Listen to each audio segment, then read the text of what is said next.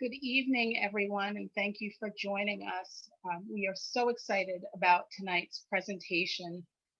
It's our first Common Ground Storytelling Hour / workshop, where you're going to hear from some community members who were kind enough to share their stories this evening. Just to give you a little bit of background on the project, Common Ground is a community-based storytelling project. We really want to paint a picture of Greater New Bedford now. And we figured the best way to do that and to have that done in a community voice is to collect stories based on whatever stories people want to share with us from the community. And that way the exhibit and the publication will truly be in your voice rather than in a curatorial voice. So to introduce this project, I'm going to show you a short video of people sharing their stories with us for this project. And I apologize, a very loud car just went by outside. If you have any questions or comments, please use the chat feature while this program is going on. And with that being said, I'm going to share the video and then we will get into our live storytellers' stories. See it now? Yes. Okay. And please let me know if the sound is working when it starts. We All set. weren't overly religious, but we did go to Mass on Sunday to St. John's Church in New Bedford, which was, the oldest Portuguese church in America. The sermons were done in Portuguese, et cetera, et cetera. I became an altar boy at one point, and so on. And as far as I was concerned, this is what life was like. People were Portuguese. And I grew up in the summers in a house in Westport, Massachusetts that belonged to my grandparents, Clifford Warren Ashley, who's a local painter, and his wife Sarah. And they were both have been here, in the New Bedford area for 400 years, and 400 years now, not then. I'm a little older than that. And the thing that, one of the things that you really look forward to, other than the beach, of course, which all kids love going to, is was to come and see the Lagoda, because somehow hearing all the stories and seeing all the memorabilia from whaling in my grandparents' house was marvelous and interesting, but it became sort of everyday stuff because it was just all around. But when you could go and walk around and imagine yourself being on that marvelous ship in that space and walk up those spiral stairs to all those wonderful little cabins in areas that showed what a whaling factor's office looked like, and all of that, it somehow managed to bring the stories of New Bedford's past to light. The strong Cape Verdean influence that was part of my life from birth. As I said, my grandparents are from the islands. My parents both learned Cape Verdean Creole as their first language, because that's what their parents spoke. Cape Verdean cuisine was a regular staple in our house, from cachupa to canja to jagasida to galinha guisado. Making my mouth water as I talk. The music. My father played the accordion and the guitar, and other relatives played other instruments. I remember New Year's Eve, they had this event called Cantaresting, where they'd go from house to house playing music. Even if you made an instrument out of, you put rocks in a can to make maracas. So that was a strong part of the culture, the music, the festivities, wedding ceremonies, funerals. I graduated from New Bedford High School in 1978. I had a boyfriend who was Portuguese, whom at that time, in order to have, you can't have a boyfriend. So the mentality is you marry the man, your boyfriend, you don't have boyfriends, you don't date. So I was 16 and a half when I met my first husband. And he had to ask permission to ask my father if he could talk to me. And even then, we needed to have a chaperone, and we couldn't go out without a chaperone. And it was just very, very difficult. Well, saying the very least, I got married at the age of 20, turned 20 on June 23rd, and on July 19th, I was getting married. So I find that I realized that I got married to get out of the house, because I just feel like, my parents were so strict, and I have 5 brothers, and I felt like I had 5 fathers, because they were all like always really watching. I'm one of the oldest, so they were always like really watching what I was doing. And I had, I could not get involved with any after school sports, because I had to get out of school and walk home and warm up my father's food, because my mom worked daytime and my dad worked the night shift. So I would have to go home, and there's no such thing as having would make a meal, and I'd have to go home to warm up his food so he could go to work. Then my mom would come home. So there was never, I kept hearing the term of latchkey kids. We were not latchkey kids, because there was always someone at home, an adult at home. I never had the keys to the house. It was just very like, they were very, very strict. But I only found out, I always knew that I lived my first 10 years of my life, I lived under dictatorship. So Portugal was under dictatorship. So what that meant was that you had to be very careful. You couldn't speak against the government. And if you do, there was the secret police, the P'd, that it was under the Salazar regime. And I remember as a child, adults wouldn't speak about anything in front of their children. So once you walk in, the adults would stop talking. And so you remember in school having to salute to the dictator. And so I grew up my first 10 years of my life. That's what it was.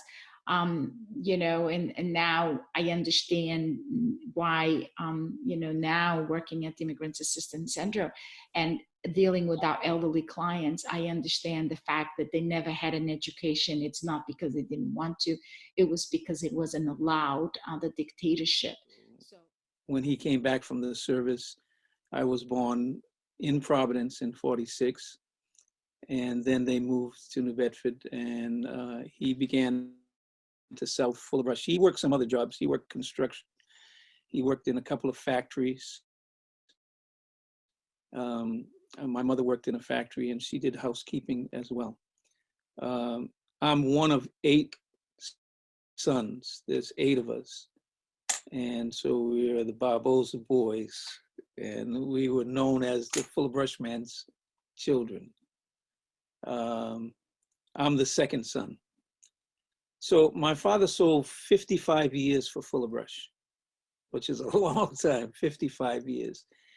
And he had no pension when he retired. He retired at 85 years old. He sold all those years. So all through my childhood, it had a lot to do with the Full of Brush. My father was a hard worker. He worked 7 days a week on an average of 12 hours a day. We are the connection to the Portuguese community in the United States to Portugal. It's been many years. There's been many people that have been here for 50, 60 years. There's multiple generations already. Some people have been back, some people have not. Believe it or not, there are people that were born in Massachusetts that speak Portuguese and have never been to Portugal. But listen to us, and they have that link, that connection to Portugal through us. I've come a long way in 16 years of being here, and I must say, I haven't done it on my own. I've got the help of the amazing community in New Bedford.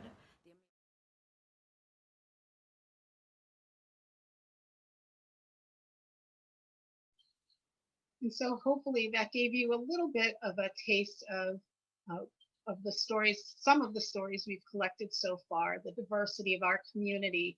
And I will say, before I turn things over to Bernadette Souza, who's our first storyteller, one of the amazing things that's coming out of this project is we really are seeing common ground. We had a technical rehearsal just to make sure everyone was all set for tonight, and an amazing thing happened. People started talking about their stories, summarizing their stories. And we realized that every single person that we have scheduled to speak tonight had a connection to every other person, whether that was through a neighborhood, through a job, through another person. They all had these connections, even though they hadn't met before that night. So it's a really powerful project. And we hope that after listening tonight, that you will be encouraged to share your stories as well. So with that being said, I'm going to turn it over to Bernadette Souza, and I'm going to share a photo while she tells her story. Hello, everyone. Like Akeia said, my name's Bernadette Souza. I was born and raised in New Bedford. I love everything about this city. I'd like to let you know I am newly elected second vice chair of the Whalen Museum, and I serve on the Governance, Education, and Lighting the Way Committee. I am happy to share my story on this platform. I am currently the executive director of Youth Opportunities Unlimited. It is a nonprofit that introduces kids to their everyday surroundings and encourages them to have a voice of their own learning and experiences. I love the work that I do, and every day it gives me the opportunity to make a difference to the youth that I serve and give back what was given to me many, many years ago, right here in this village. I have a husband who, his name is Kevin, and a 15-year-old son named Cody. I don't want to leave them out. Today, I would like to share my story of what it was like growing up in this Bay Village projects, they called it back when, in the 70s. My mom, Carolyn, my rock, single mom, who held down many jobs just to provide for her 4 daughters. You see, my dad died when I was 5 years old. I have 3 older sisters. I'm the baby of the family. Growing up in the Bay Village projects was the best way to grow up in my eyes. Many people looked at us as those poor children in that village. So to me, I wasn't ashamed at all. It made me who I am today. We never had to go without. It was a true sense of community. When one mom went without, another mom stepped in and provided. I could never do anything wrong without a mom correcting me and being right there to let me and show me the right way. I learned so much from each mom. I learned how to love. I learned respect. I learned how to provide. I learned how to work hard, how to pray, how to carry myself, how to not let a man disrespect me, how to cook, clean, and most of all, how to be humble, right? And stand tall. I learned how to be authentic, and most of all, I learned how to survive. I grew up with such a diverse group of children. I always had someone to play with, always. We grew up enjoying what we had, which wasn't much, but we learned to appreciate it. I enjoyed playing all the countless activities you could do as a kid, outside water activities, even though we didn't have a pool. Many moms, they created the slip and slide, and they had sprinklers where we could run right through them. I enjoyed sledding down the little hills, climbing the trees, making big leaf piles and jumping in them, riding our bikes down that long road that you see right there. Kick the can, hide the bell, hide and seek. And you cannot forget TV tag. I guess you could say I had a great time in this village. And I was a little bit of a tomboy. I used to play football right across the street at Bow Vista with the boys. I enjoyed sports so much that I loved going to Monty's Park and eating their free lunch. I'll never forget the free lunch. We always used to try to sneak our favorite, that favorite item home and not let them know. I enjoyed playing the game of basketball. Even though bad things went on in that park, the men protected us children during the day. And I enjoyed watching them playing competitive games against one another. I enjoyed the 4th of July parades. I enjoyed the 3-day affairs. Boy, did I have fun in the 70s as a child in this neighborhood. I loved playing the game of basketball so much that one day I could remember my mom, she was rolling my hair and we were going somewhere the next day. And one of the kids come running and knocking on the door, and Bernadette, Nate Archibald is at Monty's Park. Nate Archibald, he's running a clinic. So I had to go. And I looked at my mom and I said, could you please take these things out of my ear? She said, I will not. I will not. But you know what? I love the game so much. There I am. Sure enough, I ran to that park. There's Nate Archibald in the back, took part in that basketball clinic, and the Standard Times, believe it or not, took this picture and showing how much this child loved the game of basketball that she went out even in her rollers to take part in this clinic. I can truly say we were enriched with a true upbringing by all these strong, creative, hardworking, and powerful moms. And I know I would not change that for anything. I do have some time, so I want to share a quick poem by my friend Charlie Perry, who lived in this village. And it's from his book, The Poetic Pulse, and it's called Bay Village Girl. And it says, Bay Village Girl, don't be sad. You are from a village, a neighborhood, that an understanding that every kid matters.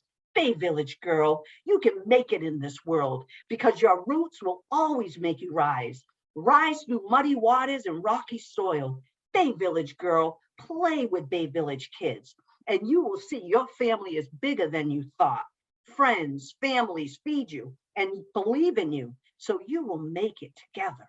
Bay Village Girl, stand tall and happy through it all. Bay Village is a place where we were raised and loved for a lifetime. Little girl, you will make it in this world. It takes a village to raise a child. That is my story. And now I am going to turn this over to Teresa Nunes, and she is going to share her story. Okay. My story is called Sometimes People Just Need a Little Help. Sometimes people just need a little help. Two purposes drive this piece. One is to make and illustrate the previous simple statement, and one is to try to ensure that a great man of New Bedford, Clarence Nunes, who lived that philosophy, is not forgotten, now that many family, friends, and employees are passing on each year. His life of helping others should be remembered and serve as a reminder and a model, especially in our current economic climate, which is painfully difficult and discouraging for so many families. Besides, it's a good story. Clarence Nunes, founder of Seaview Fillet Company, which was a prosperous fish plant started in a modest, cramped wooden building on Homer's Wharf, was my dad. Clarence had grown up very poor, three brothers in a bed sleeping between mattresses to keep warm in an attic room with no heat, poor.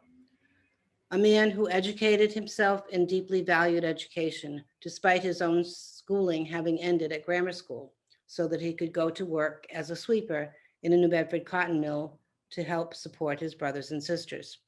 He often told the story of his own father taking him to the mill to meet the floor boss on the first day, and the floor man asking, "Kid, how far can you see?" "All the way down there," said the little boy proudly, pointing to the far reaches of the mill floor. "That's how far you sweep." I grew up in a neighborhood in the far north end of New Bedford, a neighborhood in which no one was rich and no one was really poor. Clarence, however, had two neighborhoods, where our home was, and also the neighborhood of his fish plant workers and their families, as well as those who came to the plant to ask for fish because their families were hungry. The fish business grew and moved to a larger metal building at the south terminal, and Clarence's neighborhood grew larger too. Everyone downtown and in the South End began to know him, whether they called him Mr. Nunes, Clarence, Nunesy, or Lefty. He had had a brief career as a professional boxer in his early 20s, hence the name Lefty. The legacy of his caring and generosity needs to be remembered, here at least, if not in the formal history of New Bedford.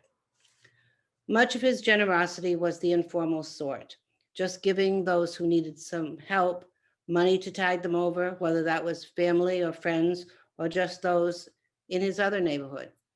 I remember countless times when my uncles or aunts needed some money, not loans, just a little help.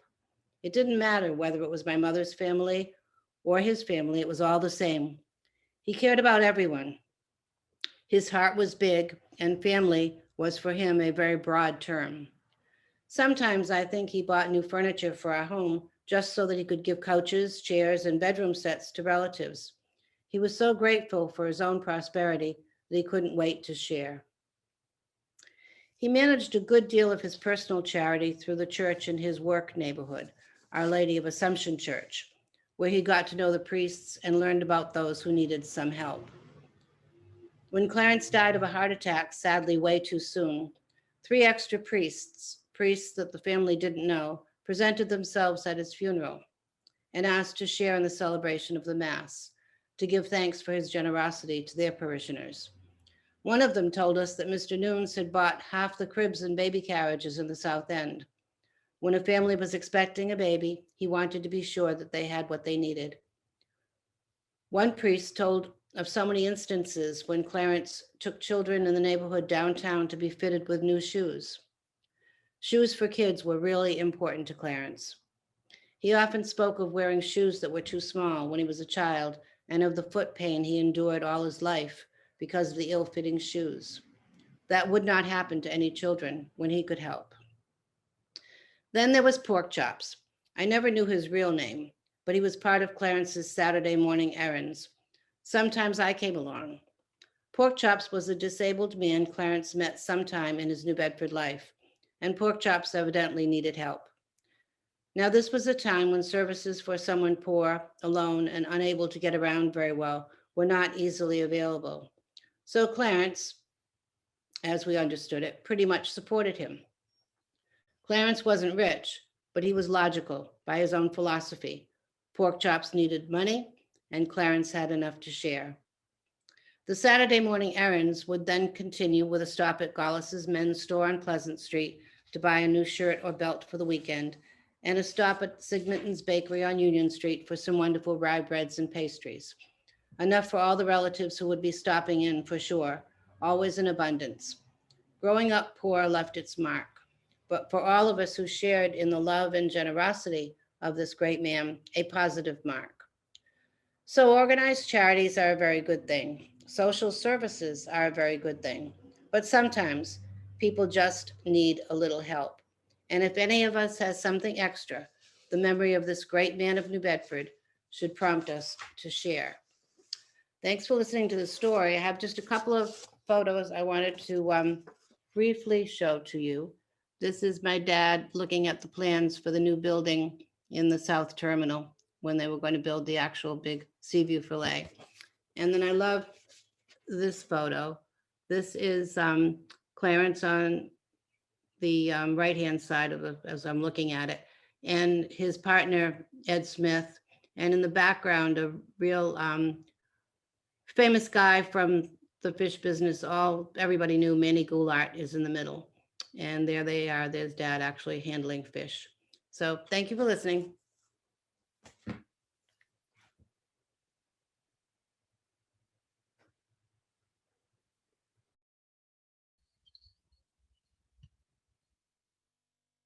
Thank you, Teresa. And we will now pass the microphone to Ron Fortier.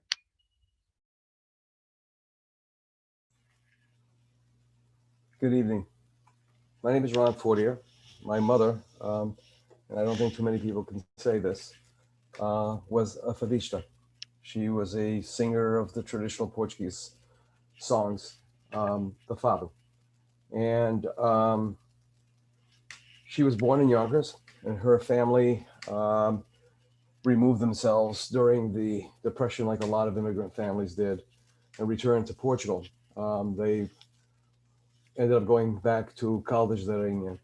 And she stayed there until 1945, 1946, right after the war. Came back over on the SS Nacala, a steamer, a freighter. Found work in the garment mills, and subsequently met and married my father. Now, right after the war, something was happening with ethnic families.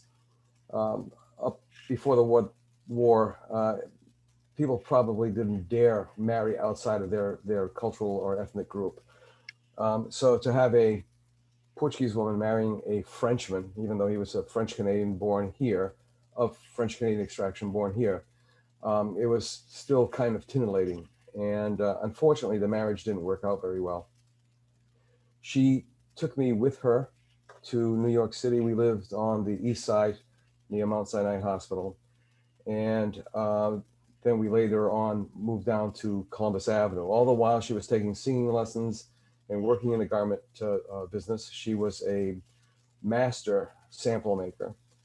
And between the years of 1954 and 1965, she sang on a circuit that was the Luso-American circuit that ran approximately from Chicopee, Ludlow, from the stories I heard her tell. And she's still alive, by the way. She's going to turn 95 in September. And she sang all the way down into Newark and Elizabeth, New Jersey. And one of her proudest moments was singing on the same stage as Amalia Rodriguez, her hero, the Queen of Fado. And not only singing on the same stage, but filling out the stage register, which also contained Amalia Rodriguez's signatures in there. She was known, oddly enough, as Little Amalia. She was barely 5 feet tall.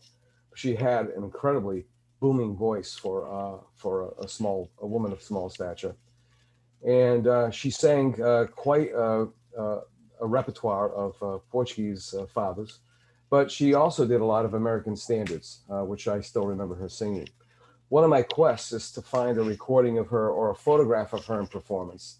The only thing that I have are my memories as a child. Up against the stage apron, I can still hear the prompter. That was that little box on the stage where a person was inside, just their head would stick out. It was hidden from the audience. And in case someone forgot their line, the prompter would whisper the line to them so that they would get back on track. That was obviously before teleprompters. And she had quite an amazing voice. And one of my memories, one of the ones that she also brings up quite a few times, is every time she sang, she received rousing standing ovations. In this one particular time, there was a man that I was standing next to, or vice versa, who shouted out, "Oh my God, that girl can sing." And I supposedly said, "That's no girl, that's my mother." I still have those memories. I can still hear that voice. And this is our apartment, this photo that's up at my grandfather's tenement. He owned property on Ashley Boulevard and Phillips Avenue. This is our house behind his house on Ashley Boulevard on the corner. And we're on the Phillips Avenue side. And I'm about just under 2 years old there. It's been a very, very interesting life. And the sadness for her was that she had to give up her career. She married my stepfather, who was a fisherman. And although people praised and enjoyed listening to the father singers, the women who sang the father weren't considered good girls. So he was taking an enormous amount of ribbing, and she was forced to step away. And I always wondered what that felt like. I'm a struggling artist, so I'm getting a little bit of a taste of what she had to endure. And it's been quite the journey for her at 95 years old. I think she could still sing if I asked her to. So my journey right now is to try to find any recordings, any photographs of her in performance. And if anybody in the audience has those, please let me know. I really appreciate this opportunity.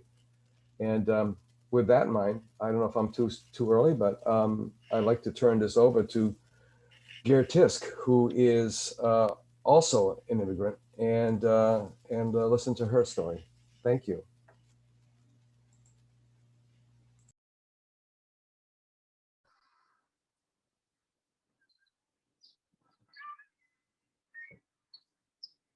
Hello, am I on?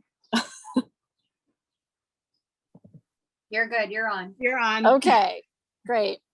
I I don't have a photo to share. As you can tell, I'm outside. So my photo, I suppose, is the backdrop, is the place where I work, which is this boat right here. So I'm a tall ship sailor. I work on sailing vessels that mostly run out of the East Coast of the United States. So New Bedford is actually a very great place for me to be based out of. And my story is about how I moved to New Bedford following this man named John Manjiro, also known as John Mung, who was the first Japanese person to live in the United States. So he was a Japanese fisherman in 1841 who was shipwrecked on an island off the coast of Japan.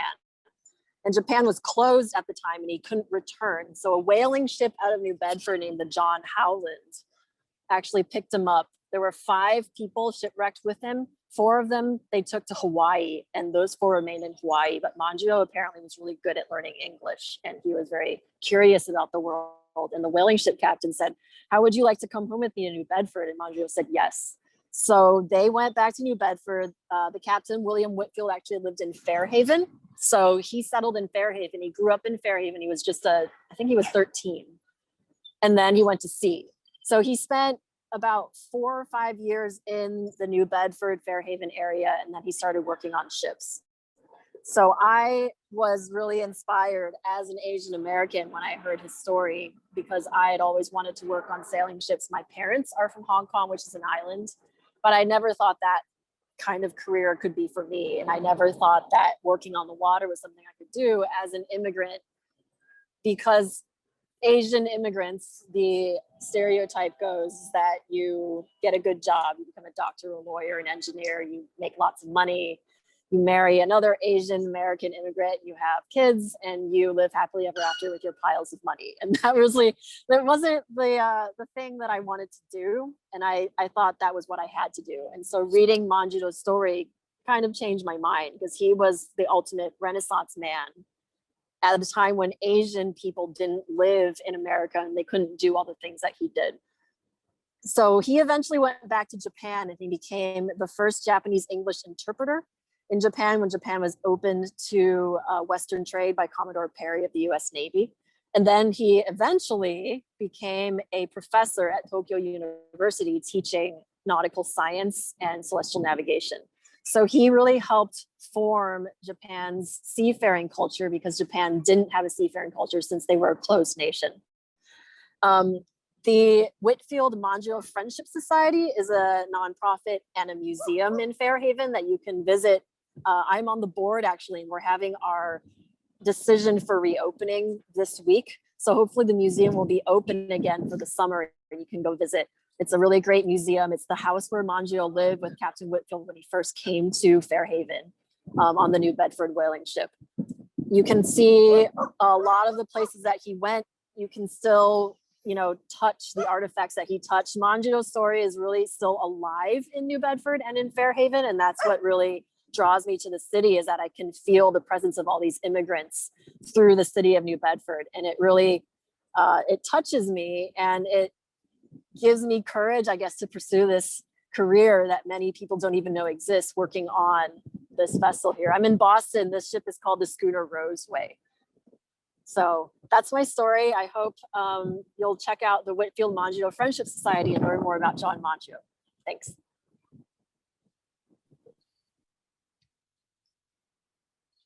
Thank you, Gare. Gare, Teresa, Bernadette, and Ron were the people who were sort of randomly selected, and I reached out to them to participate tonight. And after that happened, when this event was posted, a former community member, Rosalind Grant, reached out to me, and I said, would you like to share your story that evening for the first time so that it can become part of the project? And she said yes. So Rosalind is here, and I am now going to turn it over to her so she can share her story. Hello, my name is Rosalind Barboza Grant, and I'm the great-granddaughter of John Domingo Lopes, who was a first mate and a crew member on the Charles W. Morgan. In about the early 1900s, he came here to America with his 6 children and his wife and they settled in New Bedford. He had two daughters, one Elizabeth and one Clementina Francesca Lopes, who was my grandmother. She was 14 years old when she came over on the boat with her father.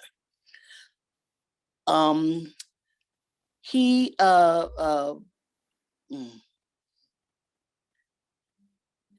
in the 19 early after she got married in New Bedford and she had about 6 children of her own, she moved down to Jersey City, New Jersey. But my father was born in New Bedford, was actually born in New Bedford, and she moved down to Jersey City.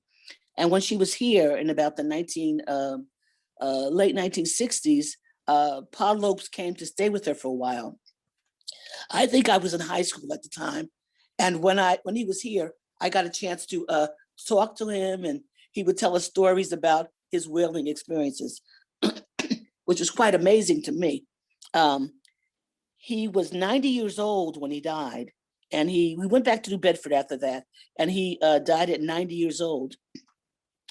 And he is documented in the New Bedford, Massachusetts Whaling Museum and the Mystic Seaport as first mate and crew member, and his logs, his journals can be found in those museums.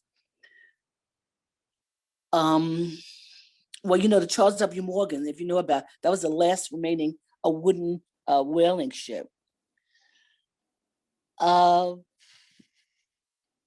Let's see if I left anything out. You're gonna have to edit this, I'm sure. That's really all I have to say about it. I think if you visit the museums, you'll see his learned journals are also documented in both those museums. You can see the logs that he kept of the journeys, of the voyages, and let me see. I had a whole lot to say. I think that's it. He's buried. Oh, he died in New Bedford in the 1997, and he's also buried there as well. I live in New Jersey, but I really feel very close to New Bedford, and I got on the site on Facebook, and that's how I found out about this project and wanted to say something about Pa Lopes. He was born in the late 1880s, I believe. And then my understanding is that he was grew up on a whaling ship with his uncle, and pretty much spent most of his life on a whaling ship. And did that, of course, when he came to New Bedford. He also continued that until they disbanded whaling here in America. And I thank you, and I hope that some of you get a chance to, if you go to a museum, a chance to look him up. I believe they had a write-up in the Gazette about him when he died. So that's really all I have to say. I hope that you can get a chance to do that, to see his records, and to see. I have a picture of him, which I don't have at the time, a photo of him. But I have never been to New Bedford, sadly to say. I do know some people. I don't know a lot about the Barbosa side of family, but I know names of the Lopes and the Barbosas. And the last time I was in that area was when my father's brother, Michael Kenny, died. And I had a chance to meet some people from New Bedford there at the funeral. And that's all I really had to say. I think he lived a long life. I believe he was the last remaining crew member of the Charles W. Morgan as well. So thank you for listening to my story, my family story. Thank you, Rosalind. And if you noticed in the chats, Gare said she actually sailed on the Morgan, Charles W. Morgan, in 2014 on her way from Boston to Mystic Seaport. So the thing that always amazes me when people tell their stories is, this reality of common ground. And I'll just briefly, before I open it to any questions or comments from attendees, will say, when we started with the rehearsal the other day, Bernadette told her story about Bay Village. And Teresa then said, "Oh, I used to work in Bay Village." And then she told us she was going to tell a story about her father, Clarence. And Ron said, "Oh, Clarence, was he a big guy? I knew your father." So they had that connection. Gare and Ron have the same experience of their parents, being immigrants. And then lo and behold, the story that we're using to wrap things up, Rosalind's story, Gare has a relationship to her story as well. And that's really what's at the heart of this project. Seeing New Bedford as sort of a mosaic with all of these seemingly different pieces, but when you put them together again, it paints this singular, beautiful picture. And some of the stories we've collected are pretty painful. Some of them are very joyous, but they're all New Bedford stories, and they all point to this diversity and this resilience that's really at the heart of this city. And so I thank you for attending this first event. I'm hoping everyone can put their cameras back on so that if people in the audience, attendees, have any questions, I can read them and forward them to you. You got some really great comments, all of you, as the stories were going on. So I'm not sure which story it was, but someone wrote, "Loving this story." I got, "Love this image." This program has been terrific. I think that, stories, when people share their stories, other people find immediate connections. And the one thing that has happened to me as I sit in these Zoom sessions, because of course COVID meant we couldn't go out and do these, in person, sitting in these Zoom sessions, every single person starts out by saying, "Oh, I'll only need like 10 minutes. I don't really have that much of a story." And I haven't recorded a session yet that has been under an hour. And every storyteller, I find so many, common things in common with them. It's become this amazing thing. And it's because of the community's willingness to share their stories. So I thank you for attending. I thank the storytellers for sharing all of their stories with us tonight. And if anyone has any questions in the comments, please feel free to post them. Akeia, hi, this Yes. is Rosalind again. I forgot to mention that my father's name was John Robert Barbosa Sr., and he was born in New Bedford. So you could add that when you edit. John Robert Wonderful. Barbosa Sr. We'll make sure to we're transcribing all of the stories, so we'll make sure that that is in the written version of your story. All right. Well, Akeia, hi. Thank you, everybody, for sharing your stories. I just wanted to add on to that. So we're transcribing, and also all the stories are going into the archive of the Whaley Museum and will be there in perpetuity. And I think you said this, Akeia, but people should know that stories are accepted as written stories, as video, as audio. Any way you want to share them is great. Just the variety and the kind of the love for the city and the place was so inspiring to hear. So thank you all. And I'm not seeing any more comments yet. So I guess I will ask the storytellers how they feel about getting their stories out here and their connections to one another and all of that great stuff that we're trying to do. And after I turn it over to all of you, we do have a comment that I'll get to. Okay. No, I just wanted to make a comment. When Teresa spoke of pork chop, having him a part of the village and, him showing his replicas of the whaling ships that he would make. Oh, she just brought back some warm memories of pork chop. And then Ron, when you were talking about Our Lady of the Assumption Church, that's the church that I attend. That's the church I've attended for my whole entire life. And it's funny how we're so intertwined, our stories. And Teresa, how she said that she used to serve the lunch at Monty's Park, and I'm like, so it's just, I love this, Akeia, what you're doing. And I do hope people will take that time and have the courage to come on and share their stories so it can be in the archives. Yeah, we are more alike than we are different. The reason for doing this is to memorialize my mom. It's still very emotional for me. When Teresa talked about her dad, and I did say, was he a very large man? I was like, oh my God, I can see him in my mind's eye next to, it used to be JC's on Pier 3. He was my stepfather. When he'd come in from sea, he would take me down to the docks. So I got to see all the kind of things down there. You know, especially Homer's on the Wharf, you know, before it was Louis on the Wharf, and Julio, the bookkeeper, the bookie in the back room, and Mr. Giusti, you know, being so wonderful, knowing that I like to draw and would just give me like piles of placemats and crayons and let me draw away, while my stepfather was constantly going over the ship totals and such, the catch totals. He was like the Rain Man of the waterfront. They would hire him to go into the hold of a vessel, and he could tell them to the pound how many black dabs, how many flounder, how many sea bass, how much scup. I mean, he's an absolute, it was a crazy skill that he had. So, you know, that part of my life, and then the part of my life with my mother, you know, in New York City. And when I saw Rosalind Grant's name up there, my first thought was like, are you related to Bud Grant?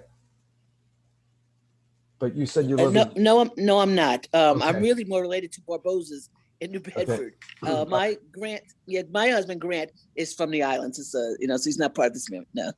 Yeah, because I worked with a Bud Grant at Tom McCann, so it was, you know, Very you just never common know. name. Yeah, and Gera was talking about Mangito, and my landlords are very much involved with the Mangito project. You know, every year with the Mangito Festival. So it really is a small world. Yeah, that's for sure. All of these connections just make these stories so exciting. Right? I can't wait to see what it looks like when it's all put together, you know, as one narrative out of many. But I do just want to read, we actually, this flew by. I mean, I know some people were nervous about tonight and probably thinking that it was going to be, you know, a long, difficult evening, but it feels like it just flew by.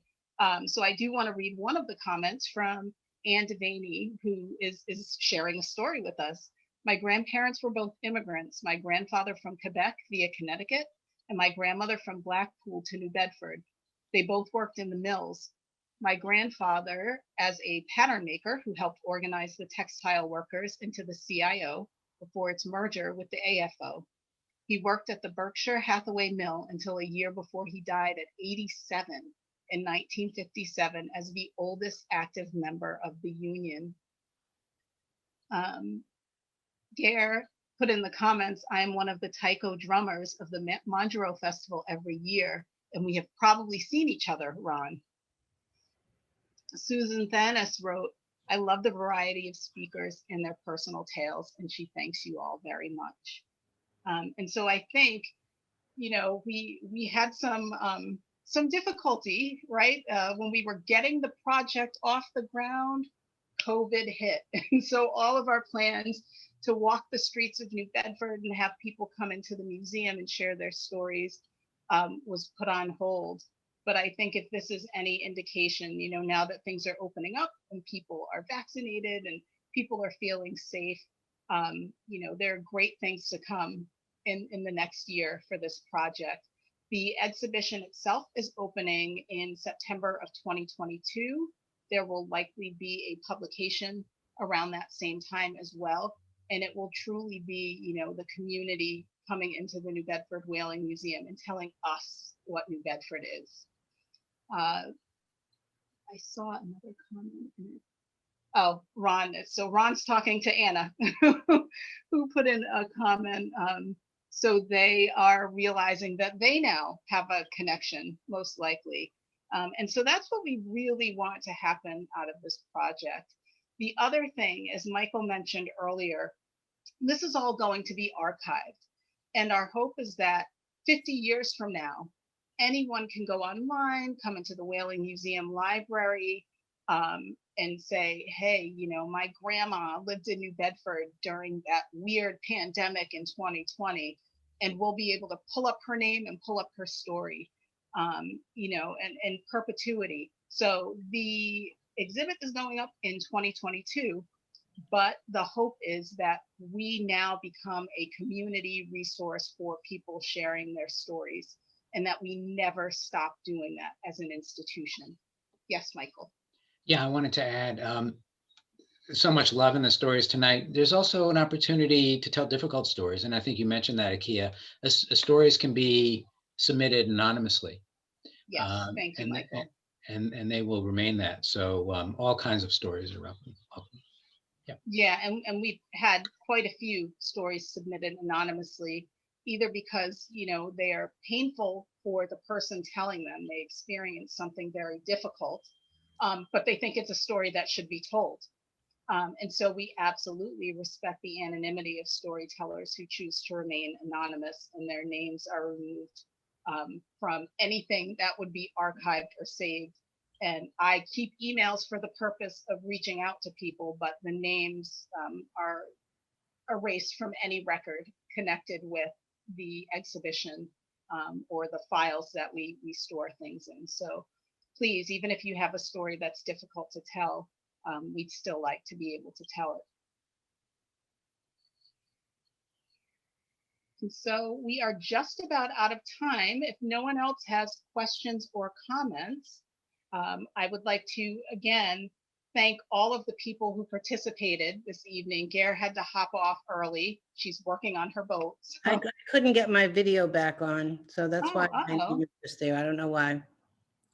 I'm not sure what happened. I don't think I can fix that on my end. Yeah, I don't know what happened, but anyway. Yeah, sorry. It's okay. And again, wonderful stories. Thank you, everyone, is our last comment. I really do want to thank the storytellers this evening, not only for participating this evening, but you were some of the first people to submit stories for the project. And I knew when I saw your stories or when I heard your stories, I heard Bernadette's for the first time and said, I have to talk to her. When I heard these stories, I knew the project was off to a great start. So thank you all for attending and sharing in this evening, and hopefully we will have many more of these to come. Thank you. Thank you. Thank you for organizing. Thank you.